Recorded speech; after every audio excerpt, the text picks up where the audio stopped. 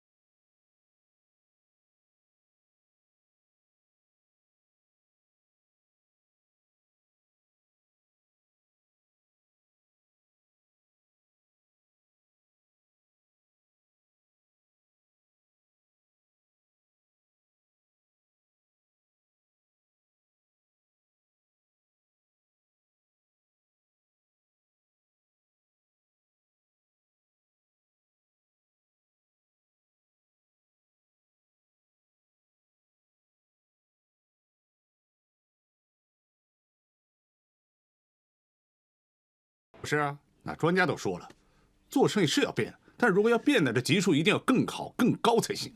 赵康卖的是德国颗粒的高级聚酯，而且销量一向都很好，我没必要自我降低身价。爹爹，这儿有份报告，是2个月以来颗粒的销售记录，其实销售正在不断下降。你说我入的货不行了，你肯定这些货能好卖吗？是啊，阿里，我们赵康的出品一定要最好才行啊。爹爹，这儿还有份报告。是我请大陆土木工程系做的测试，这个仿石的质量数值是德国货的80%，对一般的家庭用户来说非常足够，但是价钱只有1半，所以我相信可以开一条平价客路。你卖瓜当然夸自己的瓜甜了。阿里，我们一直卖高价货，如果客户知道我们突然卖低价货了，他们怎么想？是啊，到时候旧客不再光顾，便宜货又卖不出去，那时候就麻烦了。其实我也考虑过现在经济环境和消费指数，对于大部分的客户来说，经济实惠才最要紧，所以我相信这种仿石有的做的。这样，你们个人有个人的观点，我只是相信事实啊。阿里，我给你2个礼拜的时间去证实这种仿石是行的啊。哦，老是提醒你们要兄弟齐心，就是要勾心斗角。那现在被妖艳芬的儿子有机可乘了。唉，谁知道爹地会同意他推销那些便宜货？谁知道？现在说什么都没有用。如果他们行了，你们还有地方站吗？当然不能让阿里爬上去了。但是爹地都批准了，好不好卖我们控制不了啊。怎么控制不了？你才是营业部的负责人嘛，整个门市部是你说了算的。你想要哪种货卖的不好，说句话不就行了？哎，对呀，我怎么那么笨呢？叫他们把阿里的货扔在一边，根本就不理，不是卖不出去了？哼，老婆，还是你聪明。唉，这样还是不够的。阿里摆明了说德国货越卖越差，如果要赢的话，就一定要提高德国货的销量。难度高了点儿，1300一直吃，客人不买，再好的推销员也不行啊。哎，买东西最重要的是什么？又便宜又好嘛。我们搞个平价促销，那怎么会不好卖啊？不行，卖颗粒利润很低，就算要减啊，最多也是9折。9折就给他7折。哇，这个不是吧？自杀式啊！那不是要亏本？哼，爹地怎么会同意啊？哎，爹地他未必知道。就是单子照写9折，差额我来给。总之我就是不让妖艳芬儿子得逞。丽达啊，门市部有没有电话来？没有啊，不过我问过了，他们说还没有单啊。1个礼拜都开不了1张单。唉，知道你关心，上个礼拜销售报告出来了，25比0，颗粒25，内地货是0啊。其实我们的 sales 呢，真的没得说了，说的嘴皮子都破了，但是无能为力啊。不过不怕，还有1个礼拜，你可以继续努力，加把劲就行了啊。谢谢大哥，努力努力啊！哼，小人得志。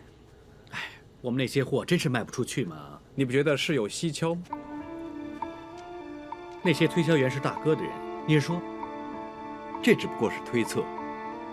我大公子说的也有道理，还有1个礼拜时间，有机会力挽狂澜。那些大陆货怎么会好呢？便宜货靠不住的，还是德国的好。德国货品质有保证，我们现在还是优惠价钱，会给你打个7折的。我看你好好想想吧。机会难得呀。7折，颗粒来价那么高，7折根本是亏本价钱。店里写明9折。果然不出我所料，所有的事都是大公子和二公子所为。既然无人可用，唯有身先士卒。你叫我去卖？他们格价的目的，一来是要对你造成打击，二来是要老板相信颗粒的营业额上升。所以如果我亲自去卖，反而会让他们怕爹地知道真相，不敢再格价倾销。对，这个礼拜真难熬啊，但总算被我熬过来了。所谓有志者事竟成，我们1个星期做了12张单，已经有所交代了，也证明聚酯纺织的确有市场，爹地应该会满意了。哎，不是应该满意，是一定会满意。进来。阿里啊，陈先生叫你去会议室开会啊。马上来。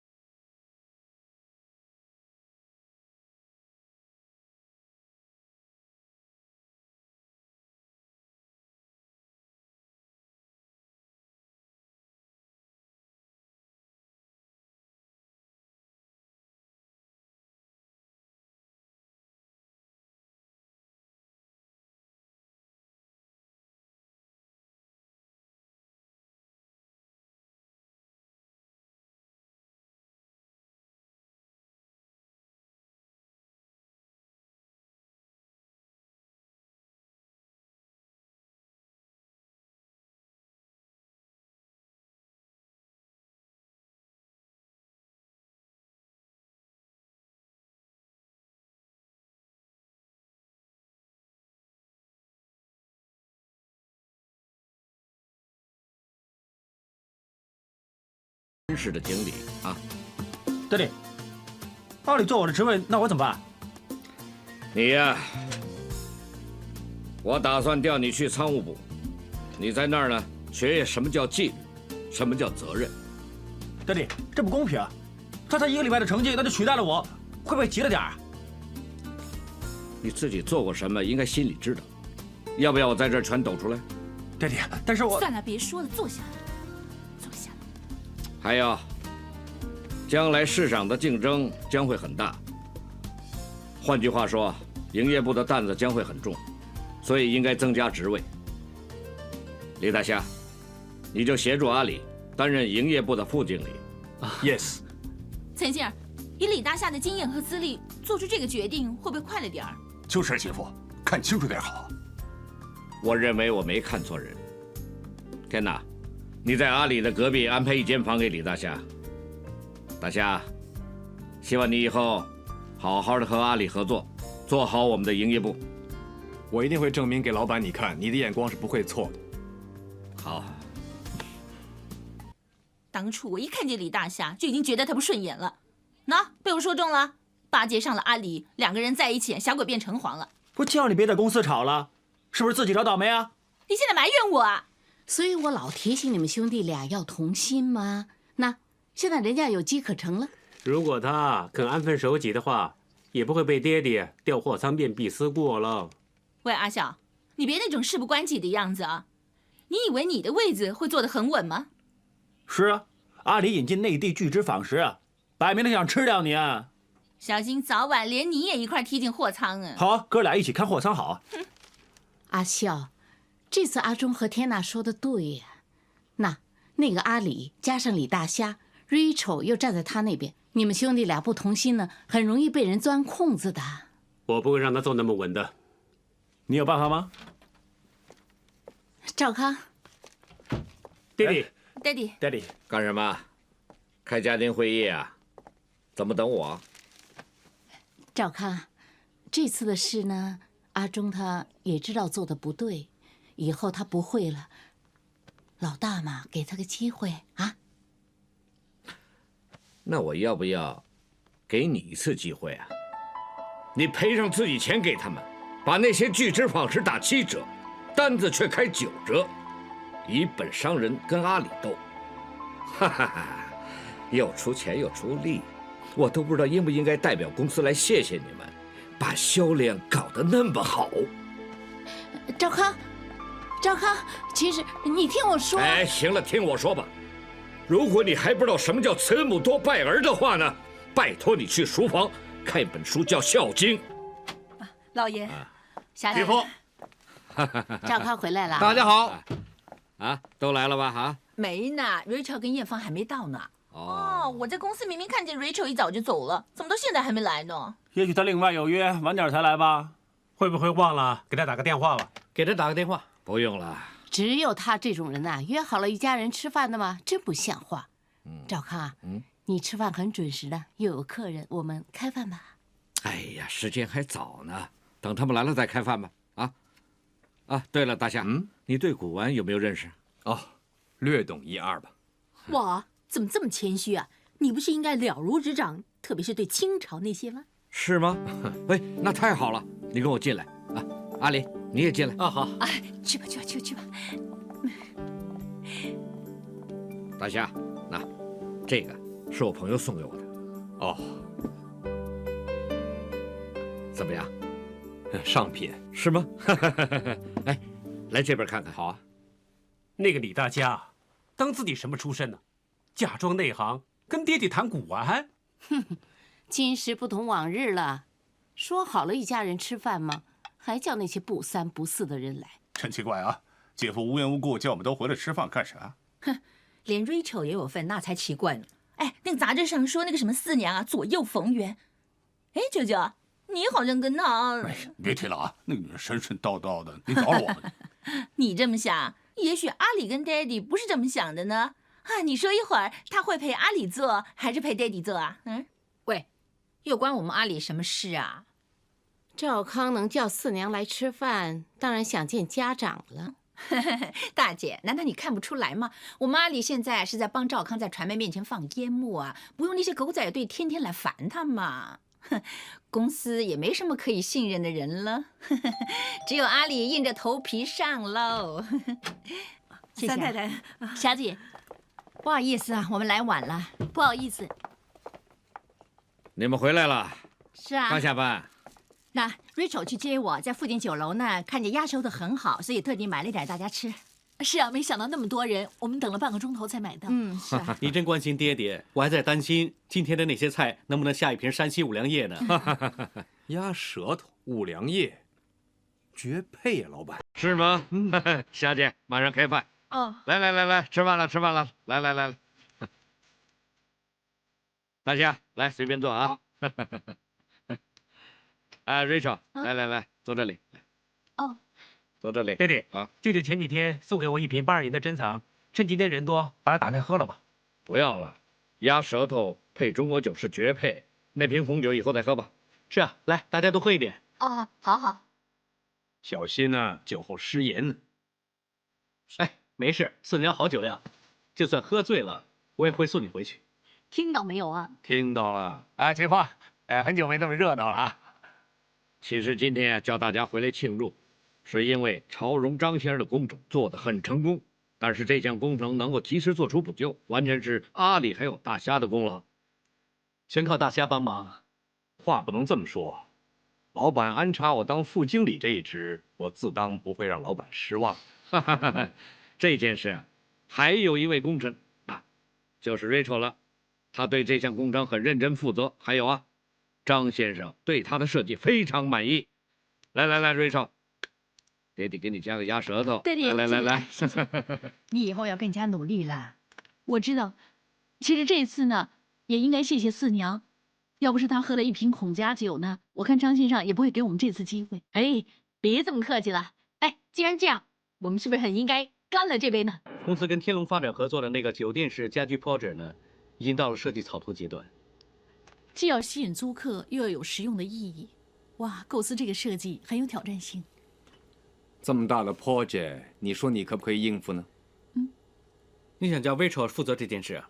对。你要有信心，不妨一试。你怎么看呢？我自问我的经验是不够，不过我真的很想试试。哎，如果有你负责底塞，那我们就可以顺理成章，可以参与地产发展部。Right。不过如果我们主动提出参与，弟弟会不会觉得我们太激进？还有其他人呢？成大事者不与众谋，不需要理会那些庸才。更何况，老板是个上进之人，我们又不是侃侃而谈。我相信他一定会接受我们的意见。既然你这么说，一会儿开会的时候，我跟爹地反映一下。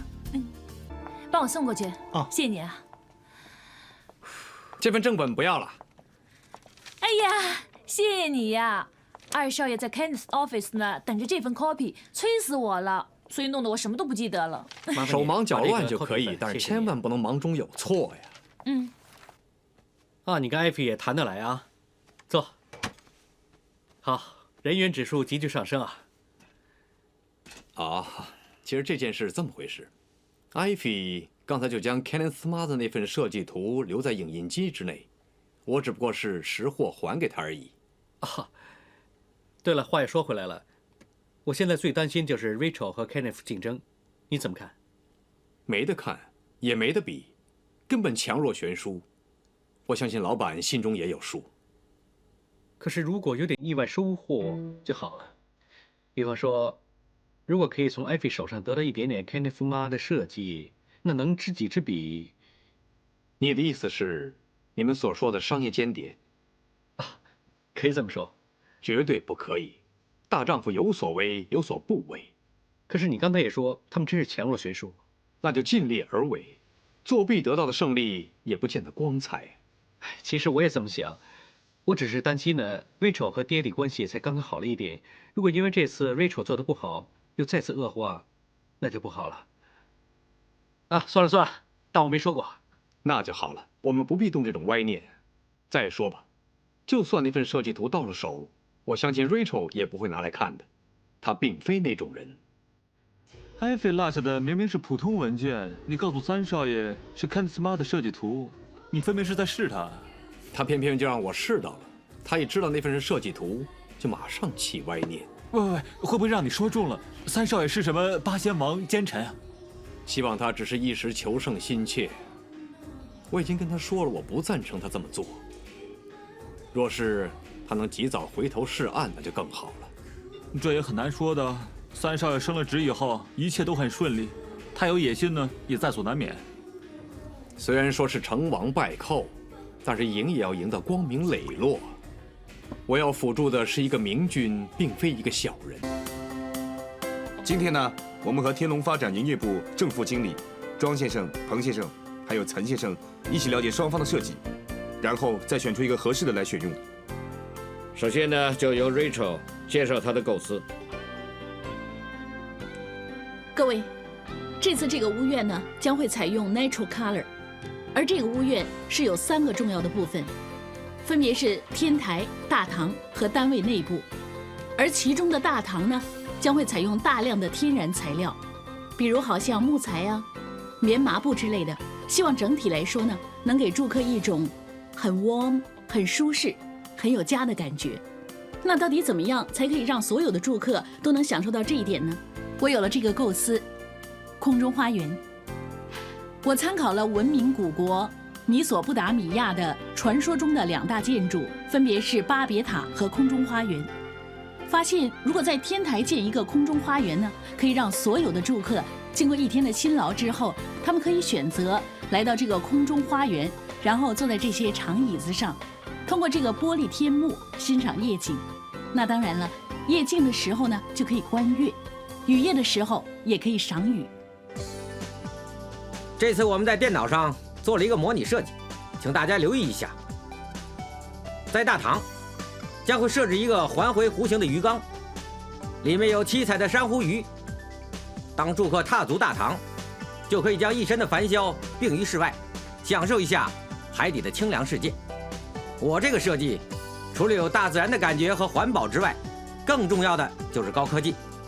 就像这个家居智能系统一样，住户只要踏进它的门口，将手掌放在电脑对照，电脑就会根据它的记录替住户开启智能系统。至于电视机、电话讯息、email， 更细微的，甚至可以预先预叫这个咖啡壶、微波炉。哎呀，还要等多久啊？都下班了，他们开会开成什么样，关我们什么事啊？走吧。你明不明白啊？就是要让你爹地知道我们有多么关心这间公司。记不记得上一次那个卧薪尝胆呢？记得，那个曹操吗？对呀。介绍会玩了这么久，怎么还没有结果呢？这么说也是这么大的 project， 让老板多想想也应该。不需要太过紧张，有了结果自然会出来了。你真好像不紧张似的，心里有数。常言道，得失不盈于怀。马克，有关细节问题，我们进去谈。哦，好。凯里斯，谢谢。别客气，请。哎，这边请。Good job。哦 ，Thank you。你的设计的确相当不错。尤其是空中花园这个构思，非常精彩啊！哎，阿笑，谁啊 ？Rachel， 怎么样？看你满面笑容的样子，你赢了对吧 ？Kenny Smart 的 idea 那么好，当然用他那个了。啊，输了你还这么开心？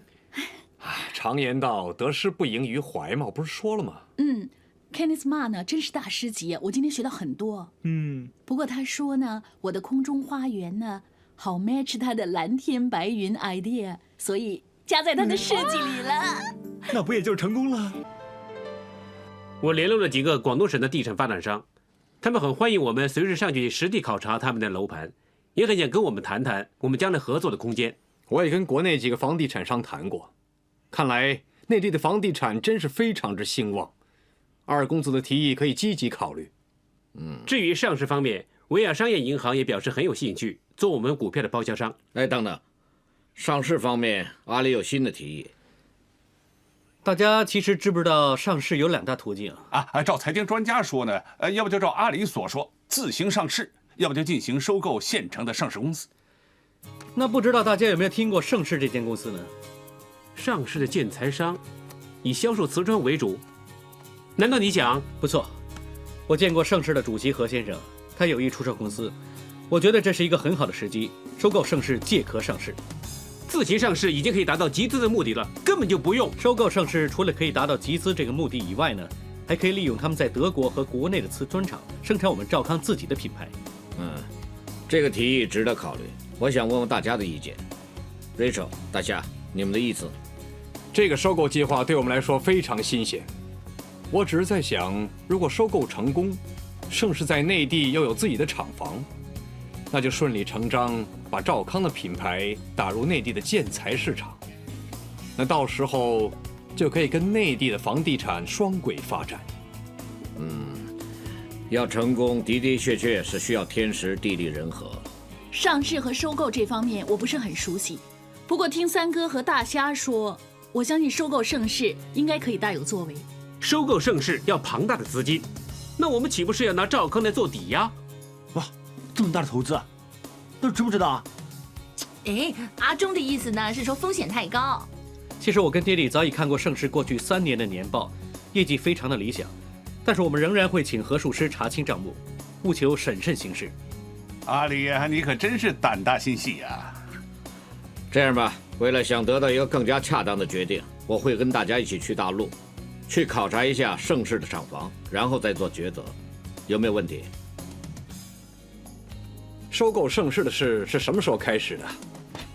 你刚才没听爹地说清楚吗？还没落实呢，还得等核数师查账目呢。怎么这么重要的事也不跟我商量一下呢？上市的事不是我提出的，二哥上次在会议上提出的，你也在场。至于收购，那是公司的高度机密，爹地吩咐了，任何人也不能透露。更何况其中涉及很多金融财经的知识，也不是这方面的专才，所以就没跟你商量。目前我们还要依赖核数师帮我们查账，别说是你了，就算是我也暂时不能做什么。原来如此，那好吧，一切有待核数师的报告出来，我们再谈吧。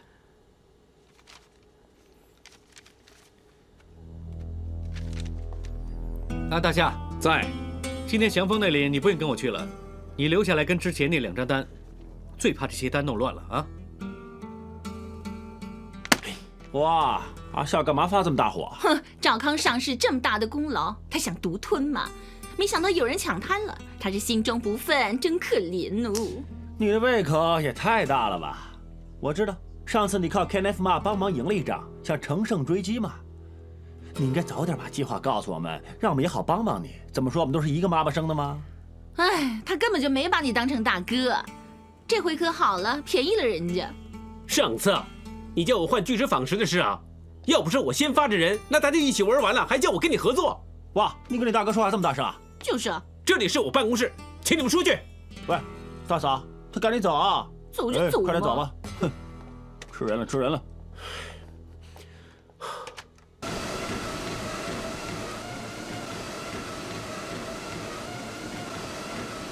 哎，其实我们跟天龙合作也进行得非常顺利，为什么还绷着脸呢？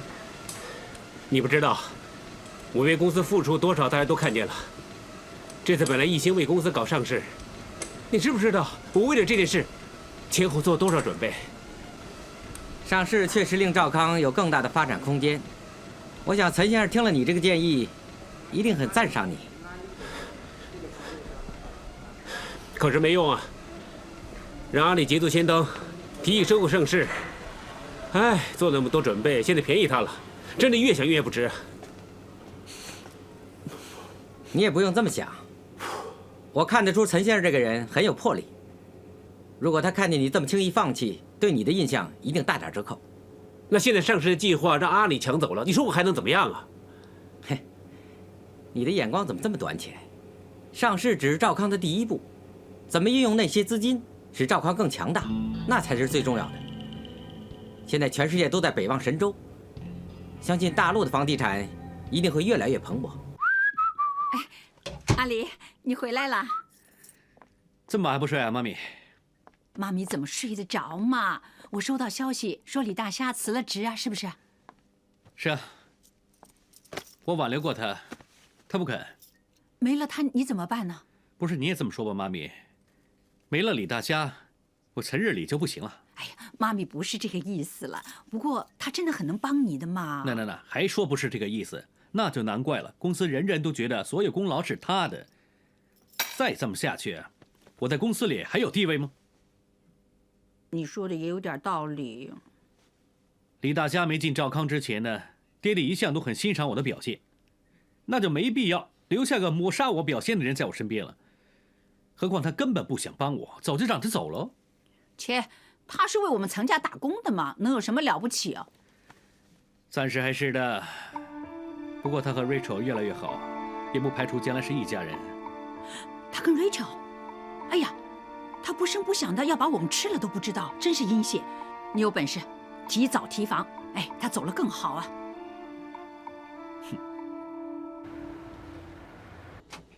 Rachel， 思娘，全都出去吃饭了，你还在这儿？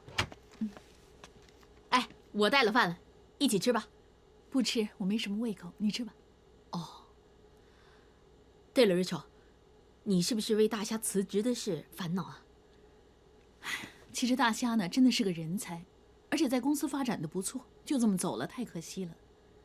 啊，思娘，你跟他那么熟，有没有办法可以把他留下？哎，他那种脾气啊，就算我们跪在那求他，他也不会回头了。就像阿里上次找他道歉吧，他理都不理人家。也不想想自己有今天，全是靠陈先生和阿里赏识他嘛。他刚刚来这里，什么都不懂，从 OA 做起来，哈，辛苦的熬到今天副经理了，一声不响就走。难道出去了再从打杂做起？就算人家要他，他的脾气也不行啊。伊娃，你不用再派议程给李大虾，他辞了职不会来开会了。大强还有一段时间才离开公司，可能还会有变化呢。他不会出尔反尔吧？收起来算了，没人求他回来。现在不是挺好的吗？啊，少个人开会，少点麻烦嘛。大强，我似乎不太受欢迎啊。你已经辞职了嘛？的确没有必要来开会啊。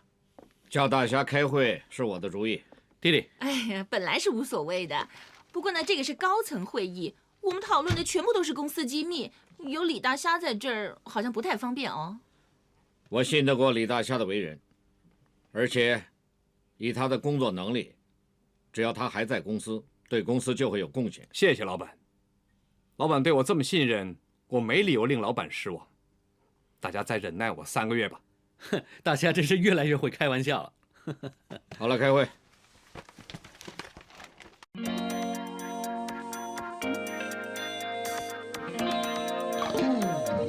萬丈精彩的人生，都因你伴着同行。落在這空間，全無抱怨地，是我遇着你。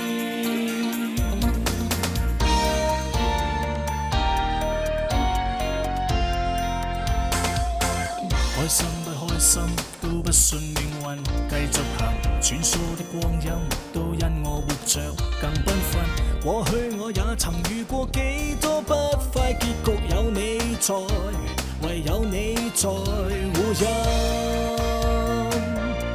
別讓今天的人生灰灰暗歷歷沉沉，立下決定一同逃過厄運。困惑亦是如塵，有了你再無愁，拋開一切悶與憂，給我趣味，在我心中最愛一個，唯有是屬你。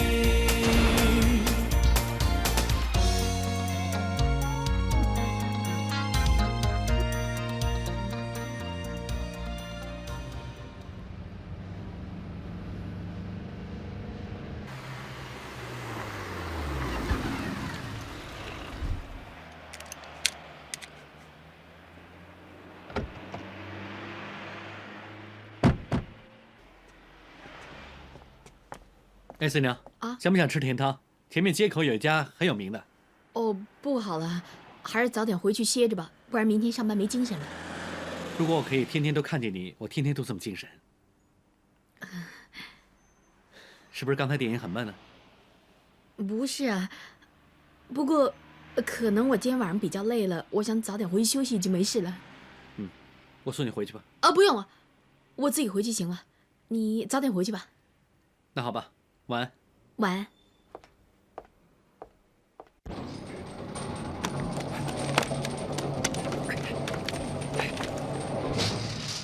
哦，原来是你啊！我还以为是飞叔呢。哎，朕还以为是贼呢。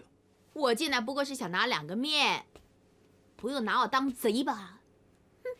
你不是跟3公子吃饭去了吗？吃不饱啊？不用说了，又在人家面前假装吃的少。你本性如此，装不了一辈子的。哼，你说的对，我是和阿里去吃饭，还吃的是俄罗斯菜呢，就是昔日的罗刹国，知道吗？哇，不知道吃的多开心，多饱啊！哈，可能就是心情好。哎，我刚刚才回来，又觉得肚子饿了。光是吃顿饭吗？当然不止了，我们吃完饭呢，还去看了场电影呢。哎，那电影厉害了，里面的场面千军万马。阿里他告诉我，全都是电脑加上去的。哇，现在的科技真是进步啊！不过要说到这种高科技的事呢，就算说出来你也不懂了。哼，还不是吃饭看戏，很普通嘛。跟着呢？跟着还有什么？没有啦，一定没有了。跟着？你问这么多干什么？哦。爱情小说啊，哈哈！高进说你说追 Rachel 手到擒来，原来没辙，要临阵磨枪，看书学桥段呢。哼，笑话！朕一向都智慧过人，需要学别人的桥段吗？那可就很难说了。你这人算人坑人，兄弟互相残杀、争权夺位是智慧过人。至于爱情这方面呢？哎，要说到爱情呢，朕后宫佳丽有3000，你不是不知道。就因为你有佳丽3000，试问你到底有几个是动过真情的？我看你呀，连他们的样子都分不清楚，根本不知道情是何物。我说你是无情无义才是真的。哎，好了，就当朕在这方面没有经验吧。但是朕该做的已经全都做了。高进他告诉朕说，女子最喜欢浪漫，可上次我已经和 Rachel 浪漫一番了，还不是不行？哈，你以为爱情这种事像炒菜熬汤那么简单，放足调料就一定好？难道你是否有什么高见呢？有求于我了吗？那我就教你几招好了。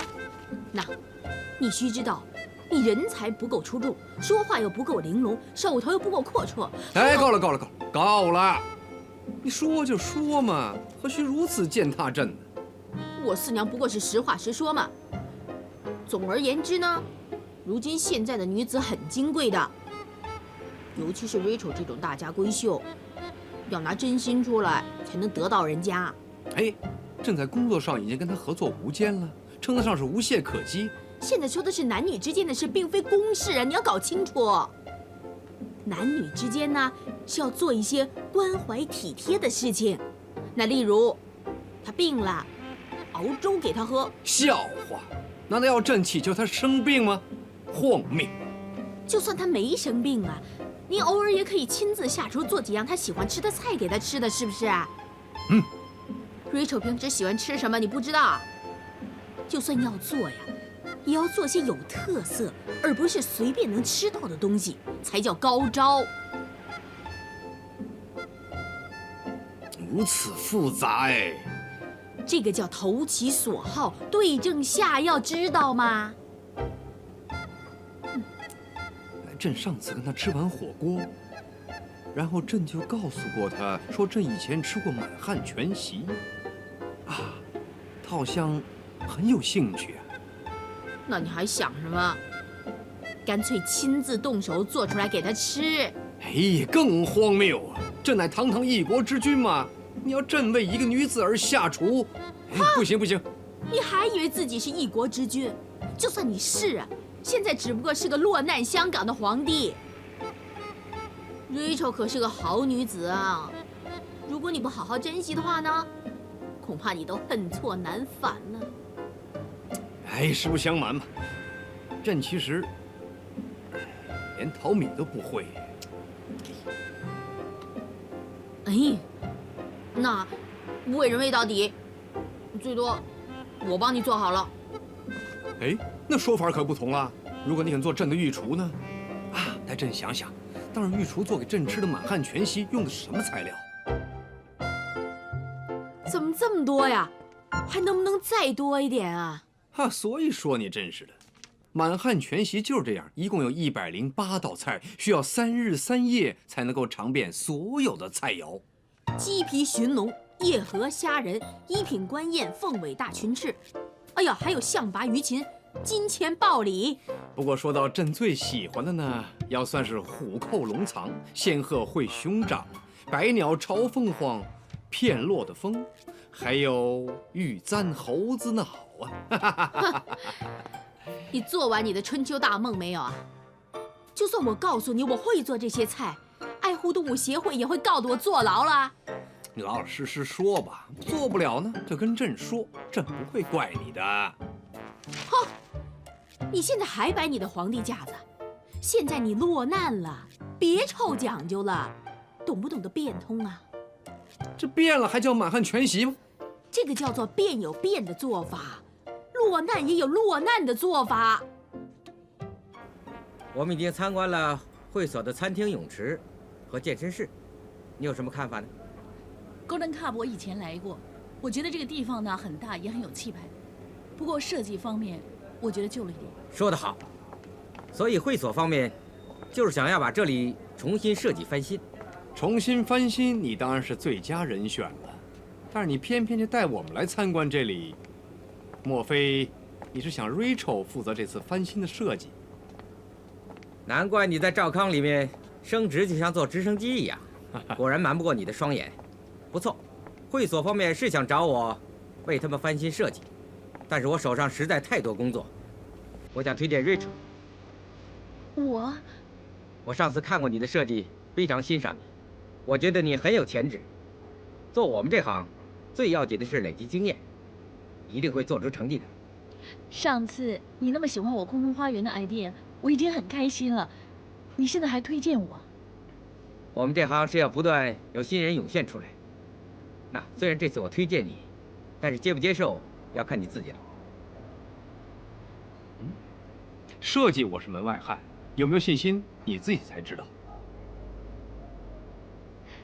既然 Candice 这么看得起我，我会尽力而为的。很好，我相信我不会看错人。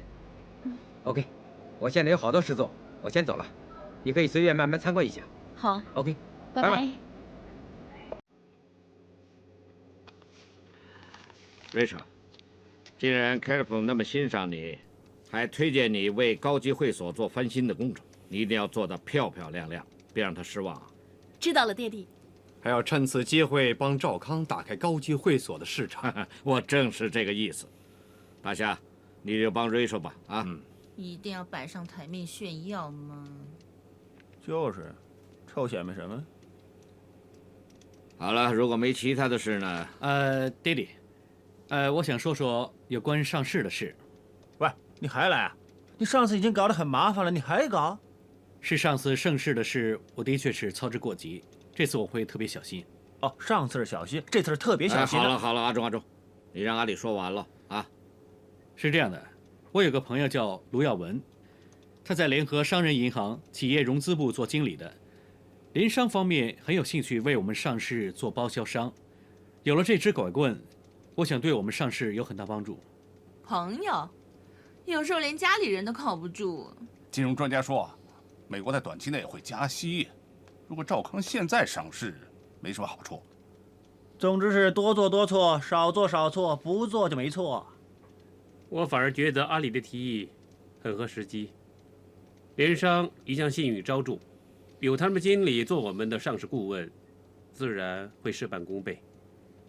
也有些财经专家推测香港的股市会从熊市转为牛市，所以在这段时间上市就会借着这股升势。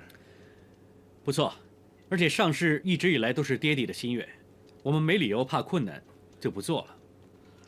那不过阿笑的意见和阿里的意见可谓是相辅相成。对了，大侠，你怎么看呢？如果想公司有大的发展，上市是势在必行。不过呢，正如三公子所言，这次处理此事必然要慎重的考虑。不错，其实我也希望大家呢可以从错误中吸取教训。这样好了哈，上市的事呢就交给阿里，还有阿笑。大侠，你就从中帮助吧。好的，老板。好了，没其他事就散会啊。Rachel， 会所的 project 要努力啊，我等着看你的成绩。Thank you。哦，那 Kenneth 他搞什么？掉过头来帮 Rachel 了。还有啊，本来上市的 project 是你负责的嘛，怎么会被阿里抢走了？哎，有什么反攻大计啊 ？Kenneth 也好，上市也好，总之我做的事全都是为了公司。勾心斗角的事我不会，也不想再做了。你以前斗得很开心呢，喂。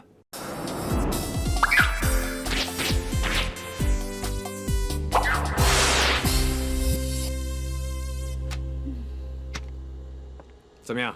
没信心呢？Golden Cup 的会员呢，全都是上流社会的人士，所以气派呢是最重要的。我想过在天花板上面做一些特别的设计，好像欧洲教堂天花上面那些天使的图案那样。但是认真想一想，又觉得这种设计太普通了，不够创新。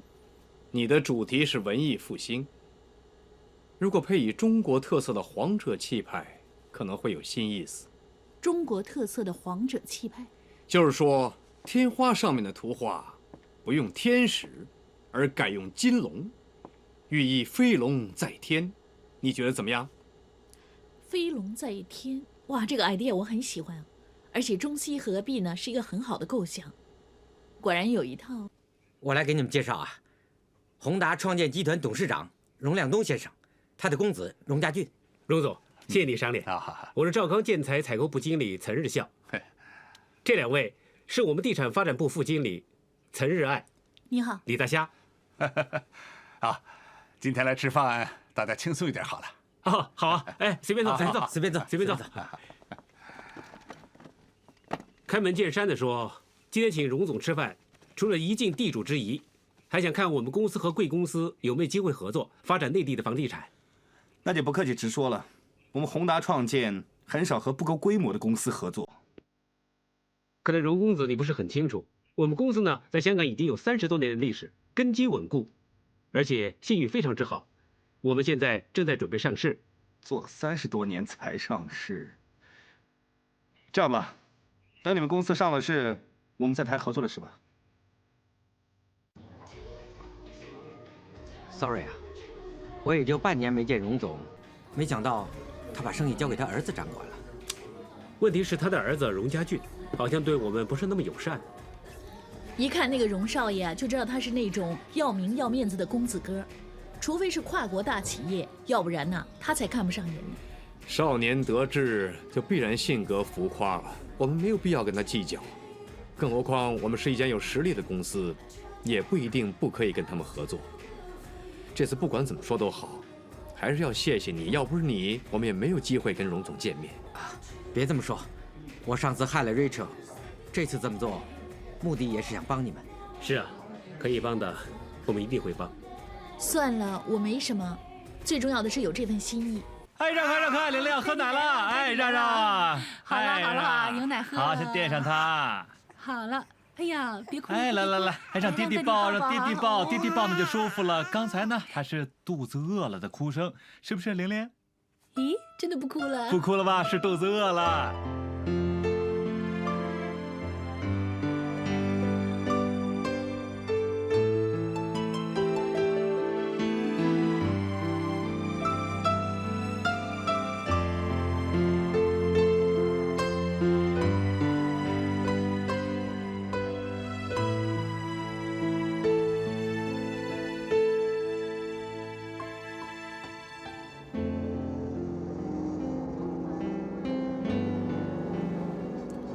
你在看什么？没什么。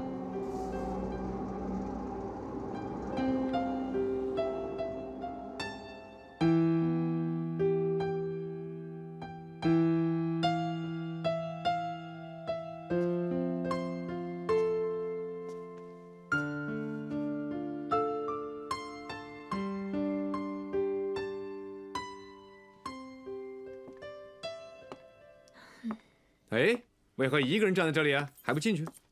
这么巧？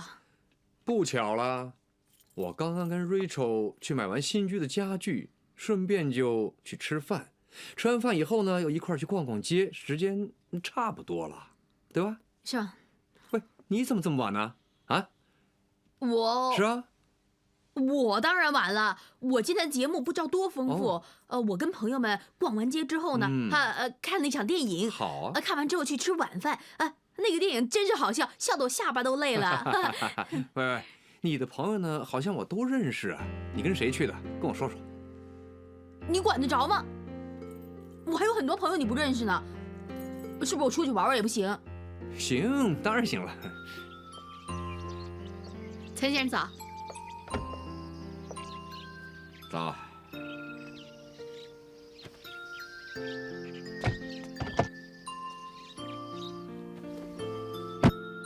思宁啊，今天是你最后一天送我上班了，是吧？是。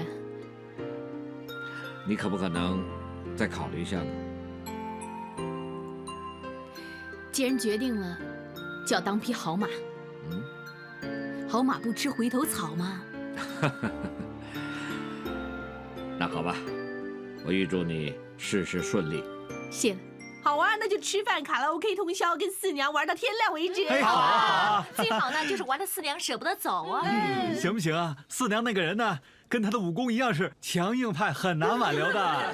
那就试试挽留行不行啊？是啊。喂，四娘，不好意思啊，我没时间去了，因为大虾明天要搬家，我要帮他。不过在宝鸡见。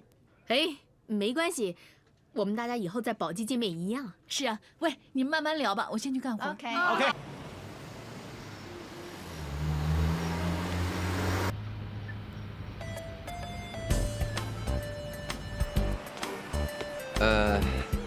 让我来拿吧。不用了，你手无缚鸡之力，平时连提鞋的力气都没有，这些事情我做吧。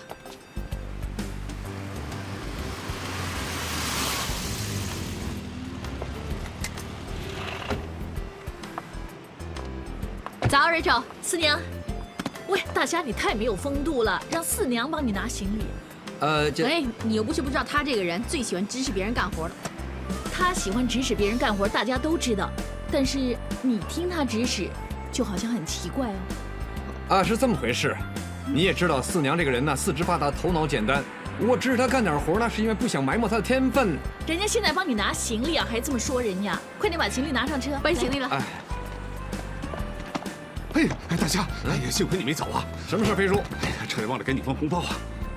还有啊，到了新居那边呢，进去的时候啊，最重要拜完四角，煮一锅开水，在地上呢撒点钱，那么就风生水起了。飞叔啊，这么迷信的事还有人信吗？哎呀，你们年轻人当然不信这一套了。不过呢，宁可信其有，不可信其无啊。飞叔，我会照做的。哎，其实有那么多想不到的事都发生了。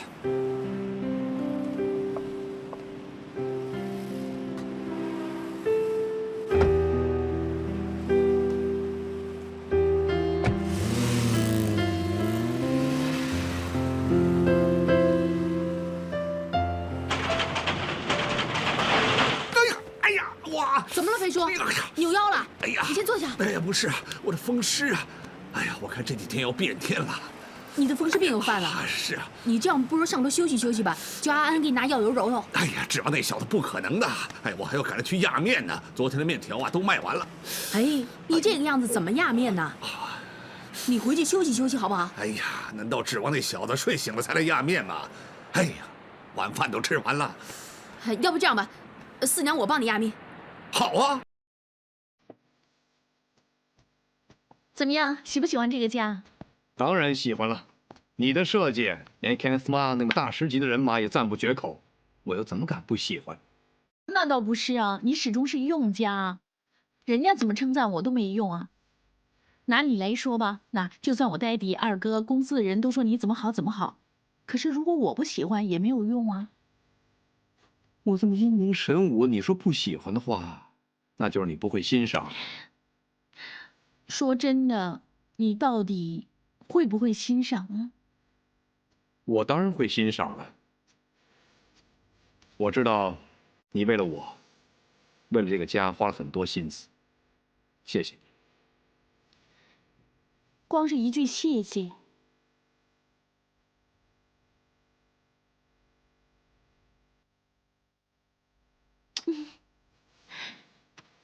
你喜欢就好了。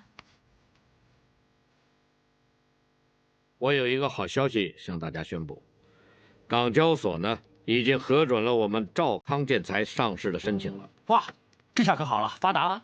哎，他是说我们可以大展拳脚了。专家也说过了嘛，公司一上市啊，在市场上的地位大大提升了。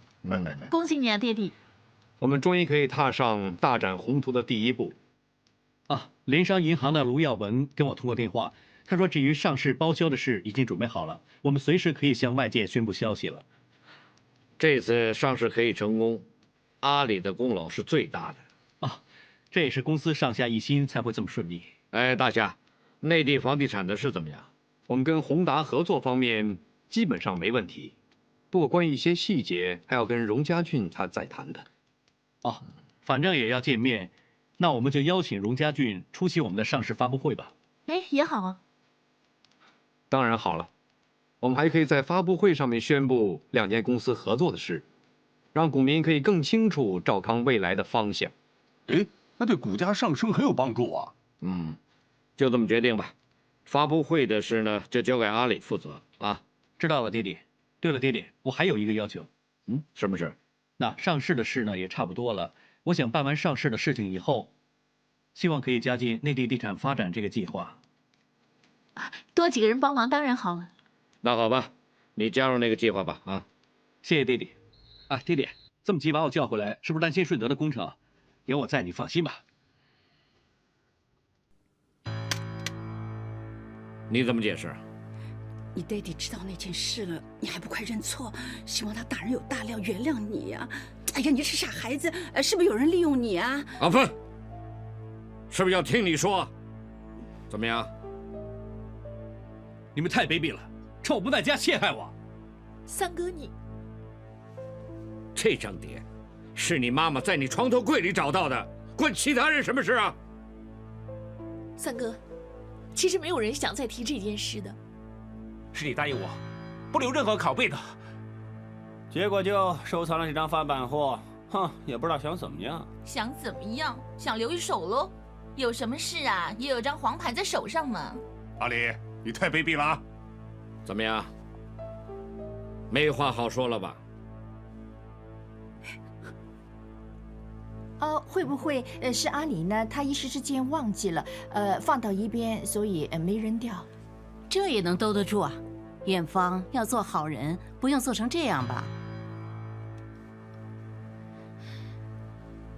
其实，发生这件事之后，三哥他一直尽心尽力的为公司做事。我想他这次不是故意的。是我错，对不起阿笑，对不起 Rachel， 我不应该这样对你们。爹爹，我承认。这张碟是我留下的，因为我怕他们两个不肯原谅我，找机会对付我，我才拷贝以防万一。我和 Rachel 没那么卑鄙。你简直是下流无耻！爹爹，你骂得对，我不好，我下流，我无耻，我不应该这样猜疑他们。爹爹，你原谅我吧。赵康，你就原谅阿里。不行。从他威胁阿笑那天开始，就应该料到有今天。我赵康建材，绝不能让一个这么卑鄙的人留下来。你以后不用上班了。赵康，赵康。老板既然明察秋毫，事情也真相大白，你不必再费思量。可是，一想到三哥他变成这样，我就……嘿，四娘招牌面到。来尝尝我的手艺吧，谢谢。要老板娘亲自招呼我们，算有面子了吧？对了，四娘，你的伙计这么勤快，生意又这么好，宝珠收钱都忙不过来了。那倒是啊，我想跟宝珠还有这些姐妹一起打天下了。既然要打天下，就送一样东西给你，一件战袍，拉面大将军。战袍？哇，这围裙这么漂亮。哎，你还不马上换上它？你看你身上那条多旧啊！好，我一会儿就换上它。啊，四娘，别说我不提醒你啊，你不要再理会那个三公子了，知道吗？哎，他那个人屡劝不改，如果换了是我，早就没面目见人了。其实从头到尾，我真的希望三哥他知错能改。哎，不过我现在最担心的呢，反而是二哥。哎，对了，你二哥现在怎么样？他最近呢没回家吃过一顿饭，我看他是怕面对爹地。陈先生不是那么凶吧？四娘你不清楚，爹地在我们几个兄弟姐妹的心里呢是很有尊严的。如果有什么他不喜欢的，我们任何一个人都很难面对他。